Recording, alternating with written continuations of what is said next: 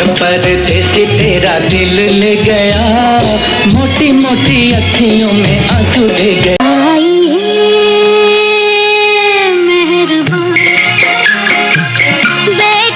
चली दीवानी कोई रोके।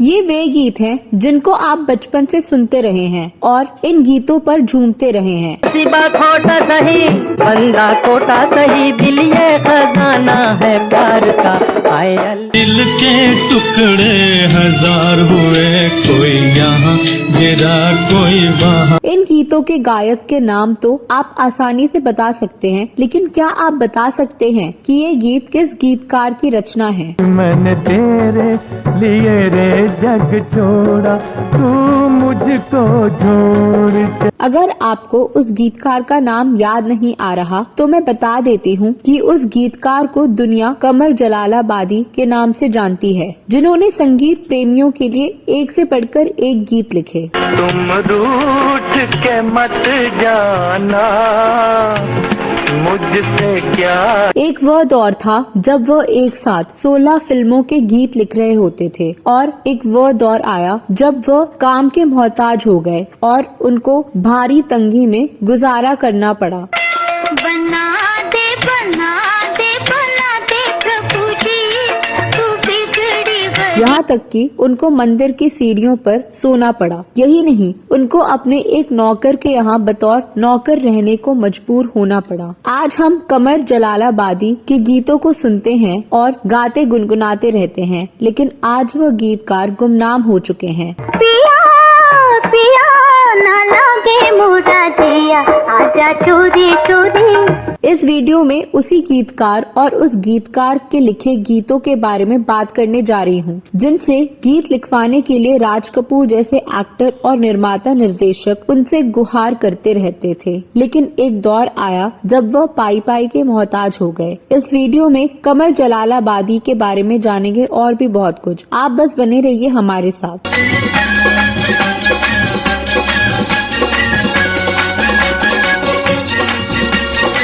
दोस्तों, कमर जलालाबादी का असली नाम ओम प्रकाश भंडारी था। वह अमृतसर के निकट जलालपुर नाम के कस्बे में एक पंजाबी परिवार में पैदा हुए थे। उनके पिताजी सरकारी अनाज भंडार के स्टोर कीपर थे। कमर जलालाबादी के परिवार में किसी को भी शायरी या संगीत का शौक नहीं था, लेकिन उन्होंने 7 वर्ष की छोटी उम्र से ही गजल कहने की शुरुआत कर दी थी। लेकिन परिवार के लोगों से उनको कोई प्रोत्साहन नहीं मिला। एक शायर अमरचंद अमर ने उनकी प्रतिभा पहचाना और उन्हें शायरी की राह पर चलते रहने का परामर्श दिया कि वह अपना नाम बदल ले, जिस पर उन्होंने अपना नाम कमर जलालाबादी रख लिया, उर्दू में जिसका मतलब चांद होता है। कपूरथला से मैट्रिकुलेशन पूरा करने के बाद उन्होंने लाहौर से प्रकाशित होने वाले कुछ अखबारों में लिखना शुरू किया और साहित्य गोष्ठियों में अपना कलाम सुनाना शुरू किया। 1942 में मुशायरों में उनकी लोकप्रियता को देखते हुए लाहौर की पंचोली पिक्चर्स के मालिक दलसुख एम पंचोली ने उन्हें अपनी आगामी फिल्म जमींदार में गीत लिखने की पेशकश कर दी। उस फिल्म के संगीतकार मास्टर गुलाम हैदर थे। कमर जलालाबादी ने इस फिल्म के लिए 5 गीत लिखे। शमशाद बेगम के गीतों ने हलचल मचा दी। की कहानी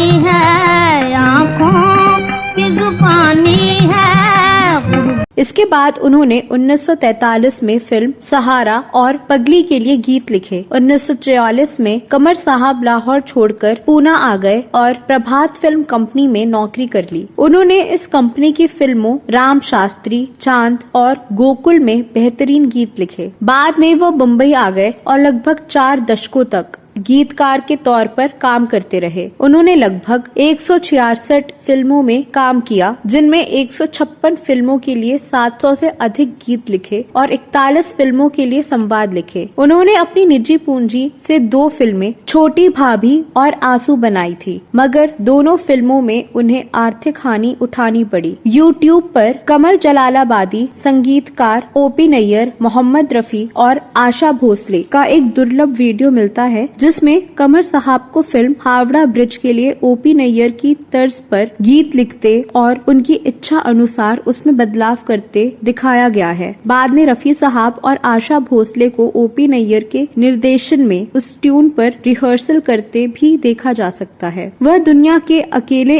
ऐसे गीतकार हैं जिनका एक गीत दशकों तक रेडियो सेलोन पर हर महीने की पहली तारीख को सुनाया जाता था। गीत के बोल थे, दिन है सुहाना आज पहली तारीख है, खुश है जमाना आज पहली तारीख है। दिन है सुहाना आज पहली तारीख है, खुश है जमाना आज पहली तारीख है। कमर जलालाबादी का श्रेष्ठ लेखन हुस्नलाल भगत राम, ओपी नैयर और कल्याण जी आनंद जी के साथ हुआ। कमर साहब का फिल्मी करियर करीब 40 साल तक चला, जिसमें उन्होंने लगभग 700 गीत लिखे। उनके गीतों को मोहम्मद रफी, नूरजहां, GM दुर्रानी, सुरैया, शमशाद बेगम, लता मंगेशकर, आशा भोसले, मुकेश, किशोर कुमार, मन्ना डे और गीता दत्त जैसे गायक गायिकाओं ने स्वर दिया। परदेसी मेरा दिल ले गया, जाते जाते मीठा मीठा हम दे गए। तेरे दिल का मकान सैया बड़ा आलीशान, बोलो बोलो मेरी जान है कराया कितना। मेरा नाम चलिया मेरा नाम, हिंदू मुस्लिम सिख ईसाई सब मेरे टूटे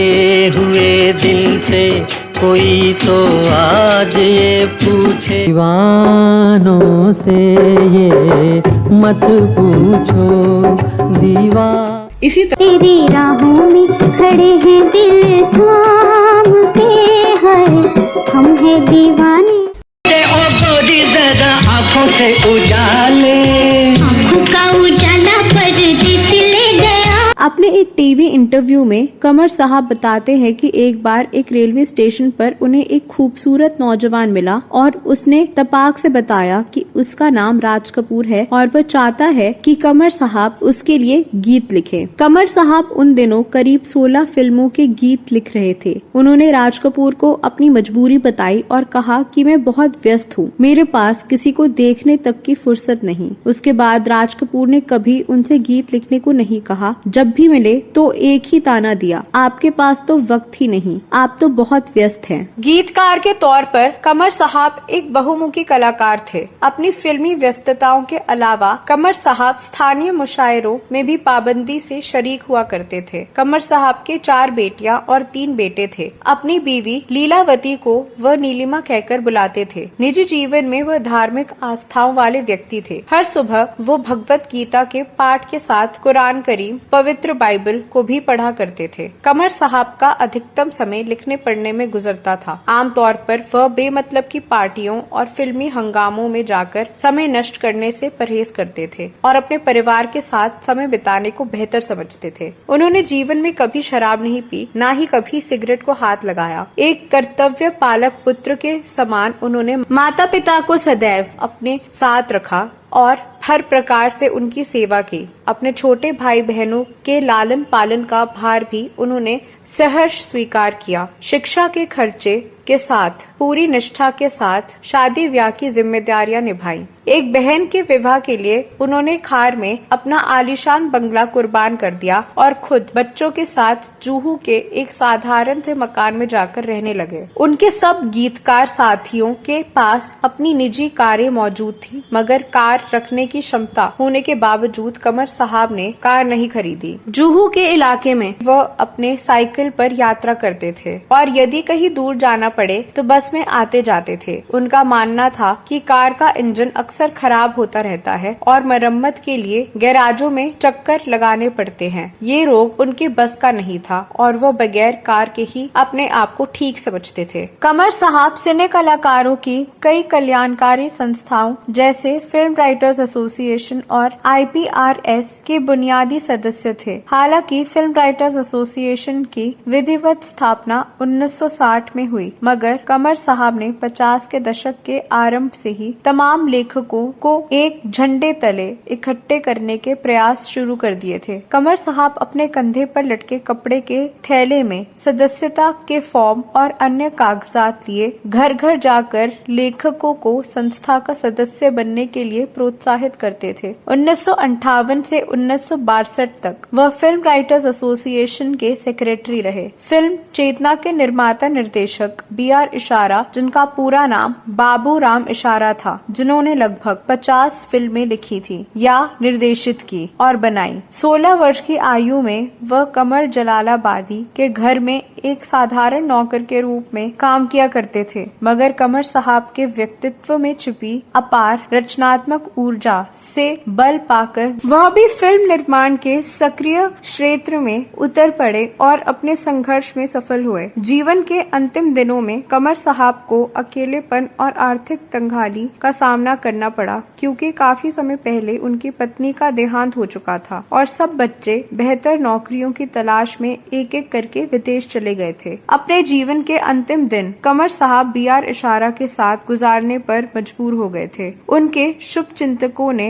अक्सर उन्हें रात में जूहू तारा रोड पर इंदिरा नगर में स्थित मंदिर में सोते देखा था। एक बार एक टीवी चैनल ने उनका इंटरव्यू लेना तय किया। कमर साहब ने उसका पारिश्रमिक केवल 500 रुपए तलब किया, मगर मुश्किल ये आन पड़ी कि उनकी जेब में टीवी चैनल के स्टूडियो तक जाने का टैक्सी का भाड़ा नहीं था। उनके एक चाहने वाला उनको अपनी गाड़ी में स्टूडियो तक ले गया। अपने जीवन की संध्या बेला में अपने साथियों को ये दुनिया छोड़कर जाते हुए देख रहे थे। कमर जलालाबादी और बहुत अकेला सा महसूस कर रहे थे। कमर साहब मधुमेह के पुराने रोगी थे। 9 जनवरी 2003 को 86 वर्ष की आयु में मुंबई में उनका देहांत हो गया। आज कमर जलालाबादी नहीं है, लेकिन उनके गीतों की गूंज आज भी कायम है। फिर तुम्हारी याद आए ए सनम हम ना भूलेंगे तुम्हें अल्लाह कसम। तो दोस्तों, ये थी उस गीतकार की कहानी जिनके गीत आज भी हमारे दिलों में सुकून दे रहे हैं। आप कमर जलालाबादी के लिखे गीतों के बारे में क्या कहना चाहते हैं? आपको उनका लिखा कौन सा गाना सबसे अच्छा लगता है? कमेंट बॉक्स में अवश्य लिखें। अगले वीडियो में फिल्मों और गीतों के बारे में कोई और जानकारी लेकर आऊंगी। तब तक के लिए नमस्कार।